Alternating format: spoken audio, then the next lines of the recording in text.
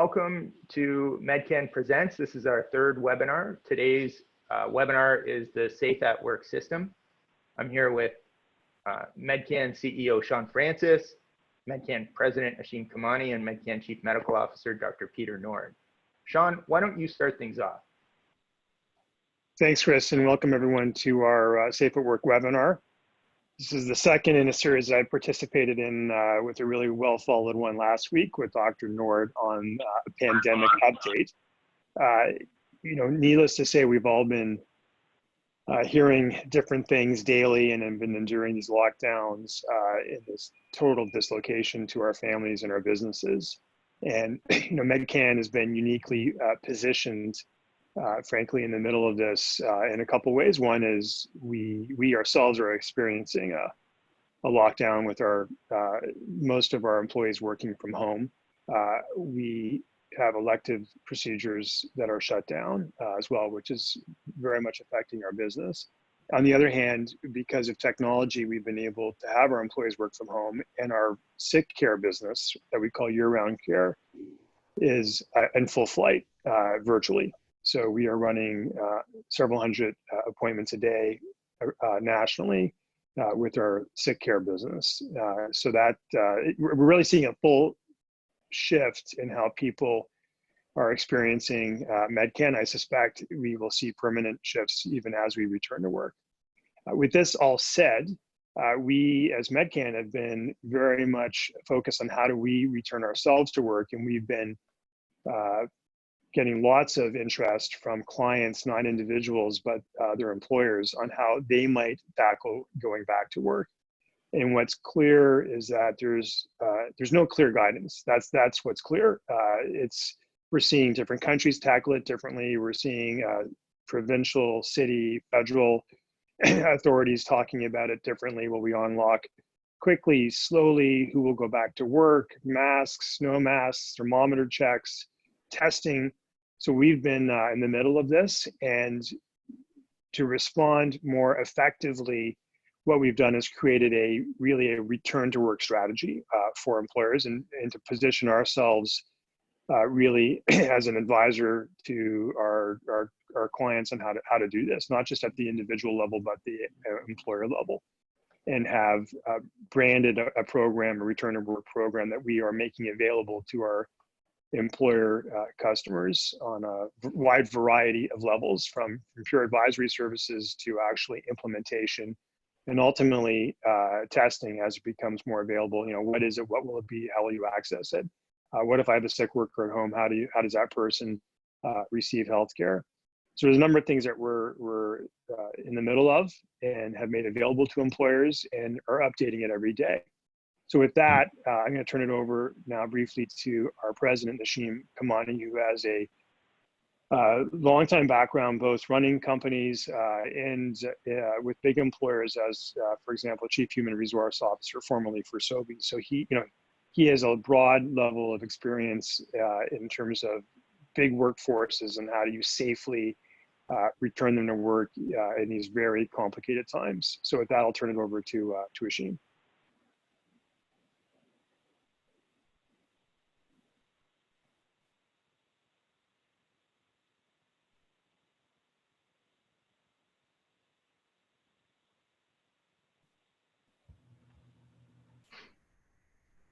Ashim, we're not able to hear you, Ashim.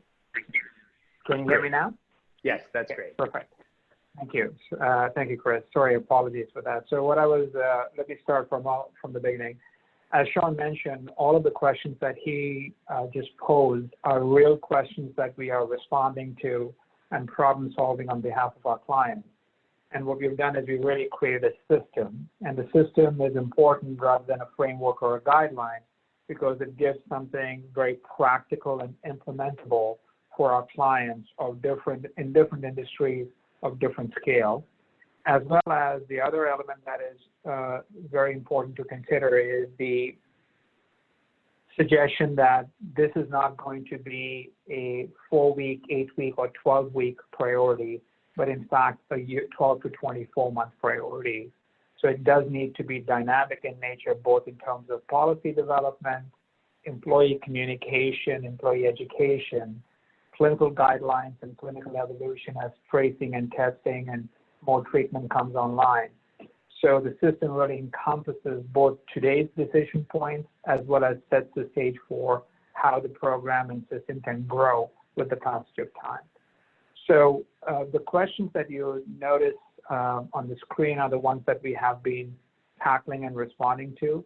And I think it's important to also highlight that we are already in flight in serving clients from both advice, policy development, and on-site clinical execution standpoint. I'll just walk you through in a moment the elements of the system, because I think it's important to have the guiding principles understood.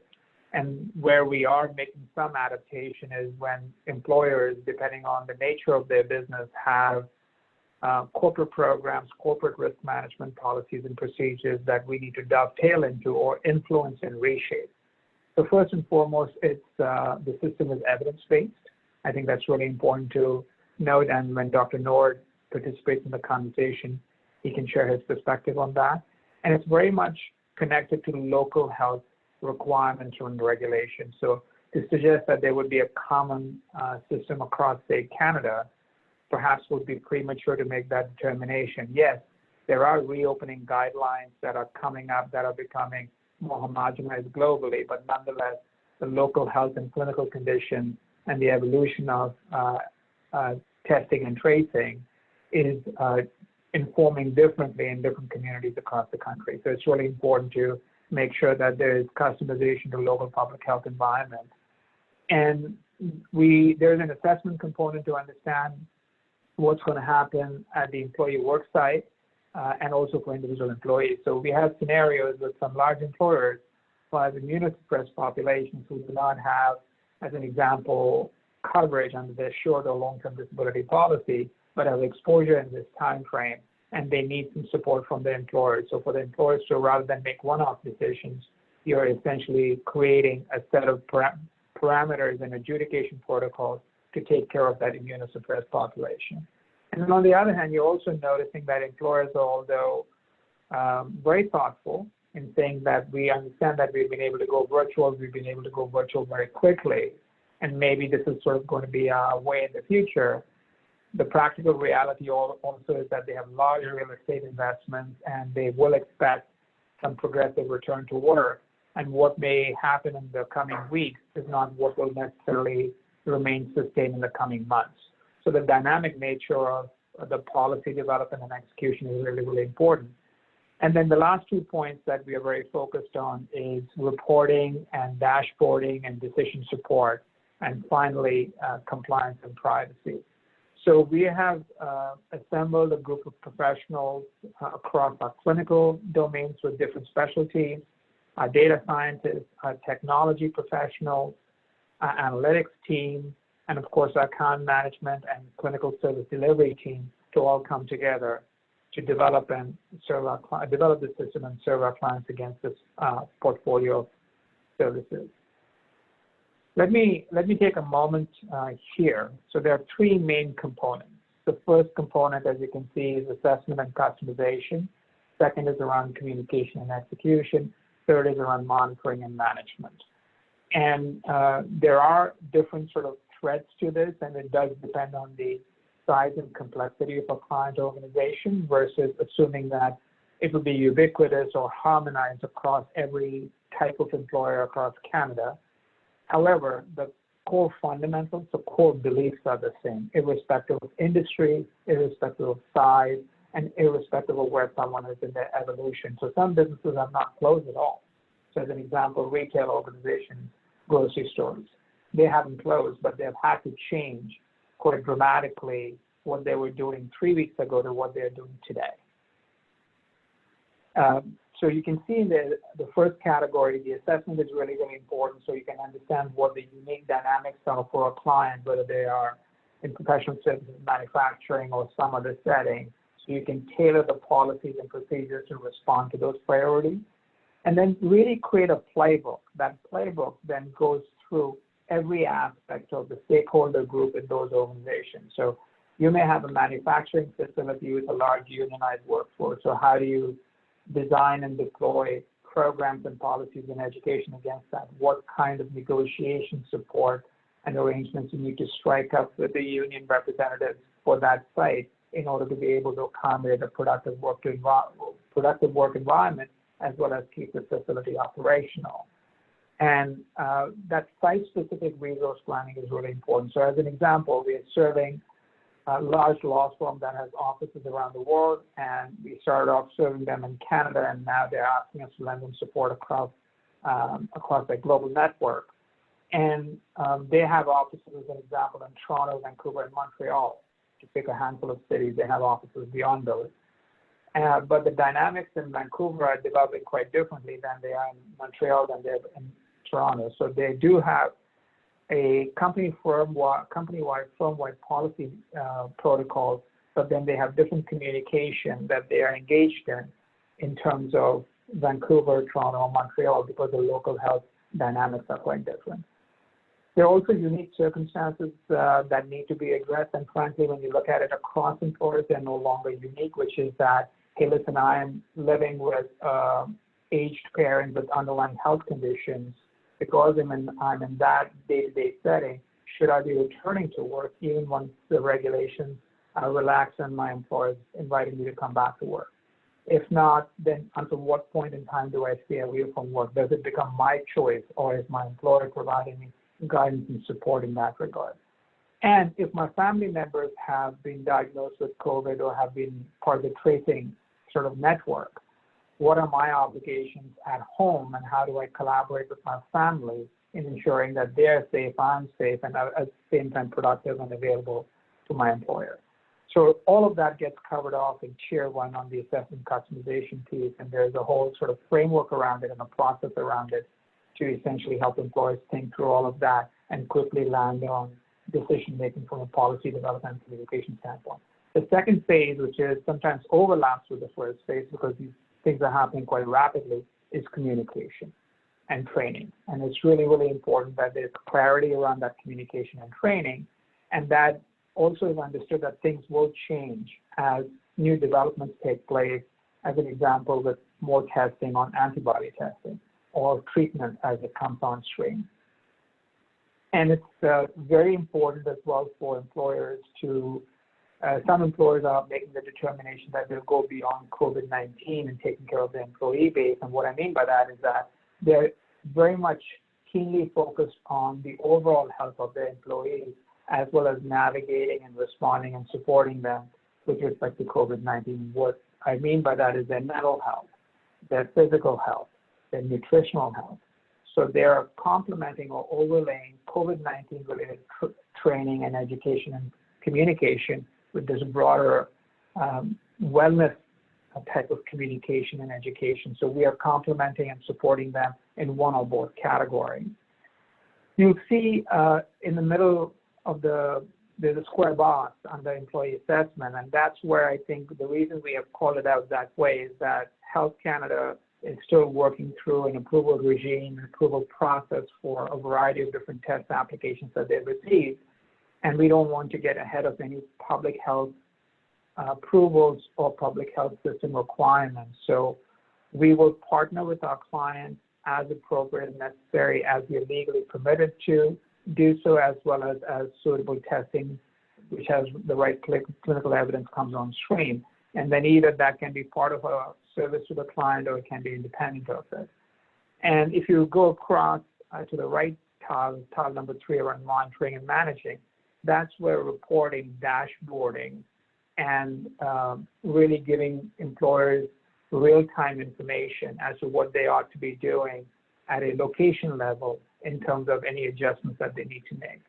One of our clients is a large global restaurant chain, and they experience periodic and repeated cyclical restaurant shutdowns due to exposure. So we are partnering with them from an advisory standpoint and soon on an implementation basis in order to be able to help them get ahead of it. So do you close certain facilities given that you're in a locality which is high risk, rather than wait for a development and then make that determination. So there is certainly health and safety very much underpinning a lot of what we are doing, but also what underpinning a lot of what we're doing is employee trust and confidence, and finally, commercial decision-making support for the employer to make determinations as to what will happen and what they ought to be doing. A couple more slides, and then we'll open it up for other inputs and questions. This is a quick example of the kind of dashboarding we are able to do for our clients, both at an aggregate level, what percentage of the employees have been tested, whether that's available to us on a voluntary basis, or it is something that will progressively become a requirement as both public policy and employer policies change to dovetail with that. And then what percentage of your employees are cleared for work? And then what is the dynamic over a period of time, so you can see the impact on a local site or the overall business. So this is just a quick example, and then again, this does require a little bit of tailoring depending on the employer profile.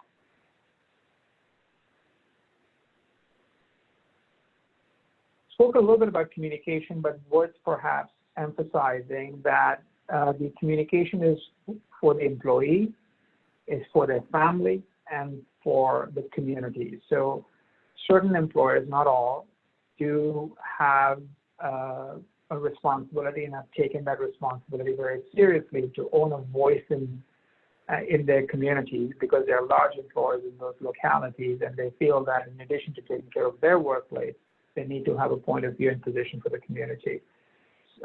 But there are other employers who are mid-sized employers who are working in large towers in downtown cores across various cities across Canada, and they are taking a different position in terms of communication from a community standpoint, and that is getting fit into the corporate social responsibility sort of tier of emphasis, rather than having a voice in the community because they're running a large manufacturing facility in a small town in Ontario.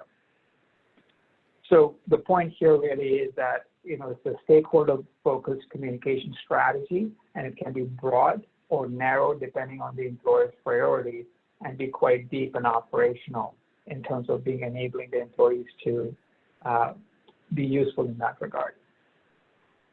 So in terms of the other things that Medcan is doing, Medcan and Dr. Nord, who is on this webinar, is very much focused on providing medical advice at a policy level to leadership team and executive teams, but also being available for one-on-one consults through that leadership team if there are unique challenges and scenarios that employers are navigating, either an employee health standpoint or from a workplace standpoint. We are providing a nursing hotline to be available to employees to answer their questions and educate them. Regular educational webinars to employers that are designed and targeted for employers based on their priorities and needs. And all of this is being interfaced with the public system. So let me pause there and turn it back to you, Chris and Shaun, for navigating the remainder of the webinar. That's fantastic. Thanks very much, Ashim. Shaun, I'm going to hand it over to you in a moment. So I'm just going to launch a poll. So respondents can fill out this poll if they desire, about how they're returning to work. Okay, Shaun, I'll hand it over to you.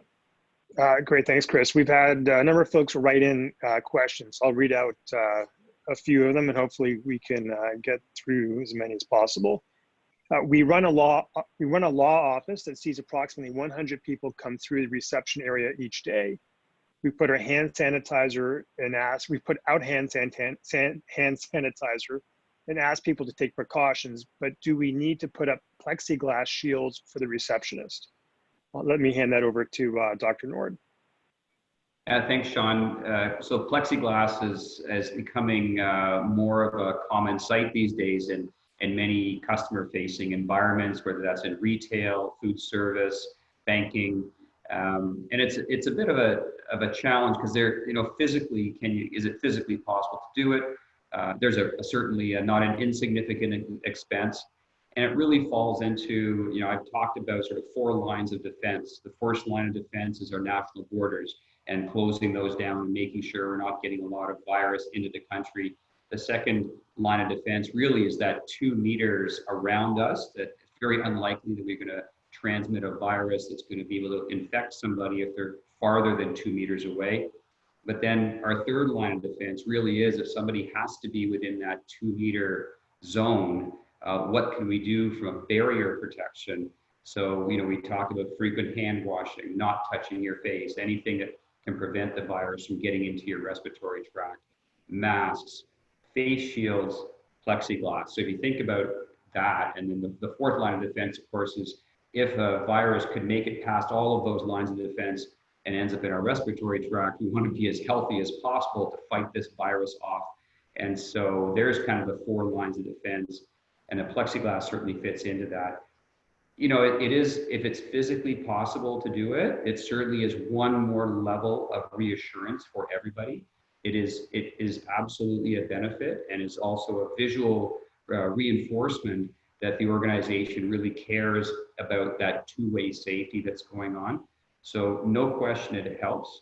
And face shields as well it's almost like a personal plexiglass with face shields. So face shields have been shown to be highly protective. And if you look in the media, you'll see a lot of our healthcare providers are wearing face shields. So they don't really have the capability of necessarily having plexiglass move with them. They have their plexiglass basically covering their face, which again is protecting their respiratory tract. So that's kind of where we are on plexiglass, and congrats on everything else, all those other strategies that the client has already put in place. Great, thanks, Peter. And I might have another one here for you too. Many of our employees take TTC or other public transport to work. Should my company bar employees from taking public transportation because it's just too risky? Yeah, that's a great question, and we get that a lot, of course, in the Toronto area. But no matter where anybody is, there's always going to be some sort of public transport system. At Medcan, part of our medical advisory services, one of our physicians is actually the chief medical officer for the TTC. So we actually have some very specific insights into the TTC specifically. So thanks for asking about TTC. So we know from our doctor that they are taking cleanliness extraordinarily seriously, and that on a nightly basis, all the vehicles, all the buses, all the trains have a deep clean, all the surfaces are cleaned overnight. And so in the morning, those surfaces are very, very strictly monitored, and they're very, very clean. Now, during the daytime, with more riders, you're obviously going to be touching surfaces. And so there's potential for some cross-contamination. One of the things that they're doing for the daytime is maintaining that physical distancing. So these days, most people on public transport are automatically distancing themselves the 2 meters. And just to make sure, many of the seats on many of the vehicles are now blocked off. So it's physically impossible to sit or stand, very close to another rider. So there is always that. They're doing their best, and it's a fantastic result that they're getting. But at the end of the day, there is always that potential that you may, by touching a surface, pick up a bit of COVID virus. And almost we want to be thinking that even if it's a hypothetical, treat it as if it's a real. And then, so what are you going to do? You're going to use the hand sanitizer. You're going to wash your hands as soon as you can. You're not going to be touching your face. Again, the goal is to keep the COVID not necessarily off our hands. We don't get sick from having COVID in our hands. We only get sick when we move that virus from our hand into our face, into our respiratory tract. So the goal really is to minimize touching our face, and then again, frequent hand washing and the hand sanitizer. So after leaving the public transportation vehicle, as soon as you can, get some hand sanitizer on, make sure you're not touching your face, and it should be absolutely safe to take public transportation, both from the system standpoint, that the public health transportation system is taking this very seriously, and then on a personal side, making sure that the hands are clean, we're not touching our face, and that we're distancing from other riders. Thanks, Peter. Here's another one that's very topical.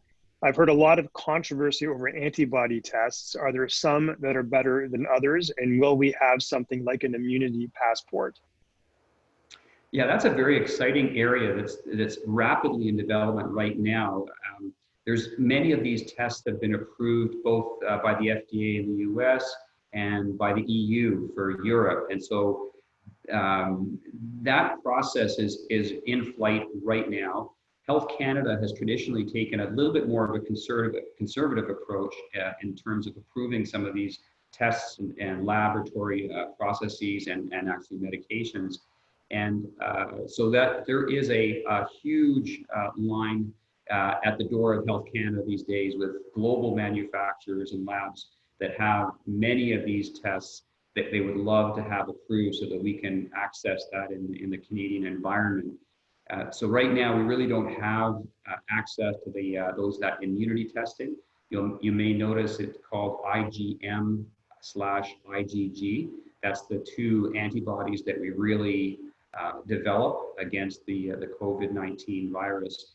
And it does actually confer a certain amount of protection against the virus. So theoretically, once we get into that world where we really want to understand the immune status of individuals in terms of their susceptibility to further COVID infections, really interesting that we could end up having kind of a passport of such where at some point within a certain period of time, somebody has had it's a finger prick as opposed to a nasal swab test, but they've had their finger prick test done and determined that they're actually quite safe. And they for whatever reason, their system has recognized the COVID virus. And so if they see it again, it'll basically be killed on contact because our immune system is charged up and just waiting for that next insult to come in and taking care of that.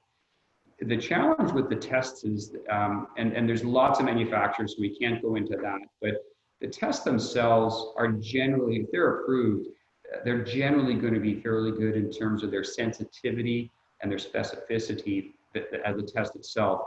The real variability comes on the person's side. So everybody mounts an immune response that is different from the next person. So we just don't know how long those IgM and IgG antibodies are going to stay in a person's system. And then even if we haven't, let's say it's an average of 3 to 6 months, well, some people will only mount a response for weeks. Some people will mount a response that'll be years in duration, theoretically. So we won't know, and sort of one size doesn't fit all. So if a test comes back showing good, strong immunity, excellent. We just don't know how long that immunity lasts. And it may actually require that there's serial testing. So maybe we need to get tests every 3 months to determine over time, what does that immunity look like? And, in some people, for example, a little older, the immune response might be a little weaker. In young people, the immune response might be really more robust. And so there's just a ton of variability in the population as to how people respond immunologically to having that infection with COVID. And that's what we're still very early days, and that's going to take some more time. So really the tests are very interesting, will become part of our new normal, I suspect, once all the approvals are in. So we are on the forefront. We're watching this by the hour, by the day, and we're going to be sort of first in line when these tests do become available to make them accessible and available for our clients. Thanks, Peter. So we are just about over, but let me give you one bonus question. If you can do it in a couple of minutes. I know you're going to hate me after this. So we see in Asia, the temperature checks and symptom checking. Should we be doing them here? Yeah, so temperature checks are okay. I'll try and give you the quick and easy answer because it's a bit complex, but it's a little bit like the immunological response that we just talked about. Some people don't mount a fever very well. So with temperature checks, assuming that the technology is accurate, and we have to confirm all that, let's assume that the technology that we're using is actually, again, very accurate and very sensitive and specific. Two things. Number one, what number do we pick that denotes a fever versus not a fever? And that's important because you don't want to catch people that just kind of run hot, and yet you don't want to miss people that are actually infected with COVID. And everybody responds differently with different sort of temperature response. So picking the temperature is a challenge. And then again, if you have a fever that's a real fever, and you have those other symptoms that point you towards COVID, very good chance that you're gonna, that temperature is gonna be highly valid. But if you don't get a fever, it doesn't tell you that you haven't got COVID. So it's if there's a fever, that's great. There's a pretty good chance it's going to point you in the right direction. But if you don't have a fever, it doesn't mean that you don't have the disease. And that's the challenge with temperature checking. Great, thanks, Peter. So obviously complicated. You know, these are not one size fits all for employers. You know, do you thermometer check employees? What about customers coming in? What will we see in buildings? What will we see? I mean, on airplanes, I know we're now in Canada going to require people to be masked, at least temporarily, at federal transport sites due to federal regulation. So these are things that Medcan is following daily. And thermometer checks, for example, as Peter articulated, are complicated. It may create more trust for people to come back to work than necessarily the science itself would indicate as a detection tool. So anyway, thank you to our listeners. Thanks to my co-panelists, Dr. Nord and Ashim Khemani. And we will bring this back to you soon. Thanks very much.